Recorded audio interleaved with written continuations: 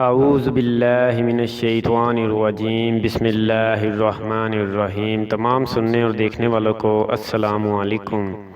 दोस्तों, आज मैं आपके सामने हाजिर हुआ हूँ एक नई वीडियो के साथ कि इमाम अली अलैहिस्सलाम ने फरमाया, ईद के दिन ये काम ज़रूर करना, तुम्हारी बख्शिश हो जाएगी। और जो लोग ईद के दिन भी दिलों में नफ़रतें रखते हैं उनके साथ क्या होगा। वीडियो शुरू करने से पहले एक गुजारिश है उन व्यूवर से कि जो लोग चैनल पर नए हैं वो चैनल को ज़रूर सब्सक्राइब कर लें और साथ ही बेल आइकन पर भी क्लिक कर लें ताकि ऐसी मज़ीद वीडियो आप तक बआसानी पहुंचती रहे।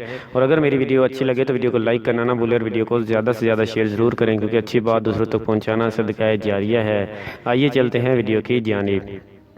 इमाम अली अलैहिस्सलाम की खिदमत में एक शख्स आया और कहने लगा, या अली, ईद के दिन सबसे अफजल अमल कौन सा है?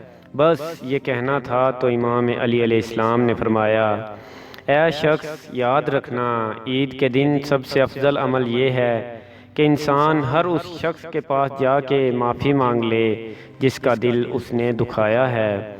मैंने अल्लाह के रसूल सल्लल्लाहु अलैहि वसल्लम से सुना कि अल्लाह ऐसे इंसान को जन्नत में अफजल मुकाम देगा जो ईद के दिन अपने रिश्तेदारों के घरों में उनसे मिलने जाता है। अगर उनके बीच में रंजिशें हैं, नफ़रतें हैं, और उनको मिटा देता है। अगर कोई दोस्त उससे रूठा है तो उसको मनाने की कोशिश करता है। याद रखना, अल्लाह की तरफ से इंसान को ईद का दिन एक तोहफे की सूरत में मिला है ताकि इंसान अपनी आपस की रंजिशें ख़त्म कर दे। लेकिन जो इंसान ईद के दिन भी अपने दिल में नफ़रत रखता है तो अल्लाह ऐसे शख्स पे लानत भेजता है और अपने फरिश्तों से कह देता है कि उस शख्स के मुकद्दर में दोज़ख लिख दो जो मेरी ही दुनिया में रहकर मेरे बंदों से प्यार नहीं करता।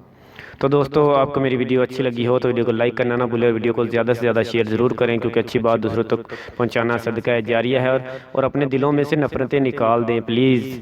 और नेक्स्ट वीडियो तक के लिए अल्लाह हाफिज़। अपना और अपने अहलो याल का ख्याल रखिएगा और हमें भी दुआओं में याद रखिएगा।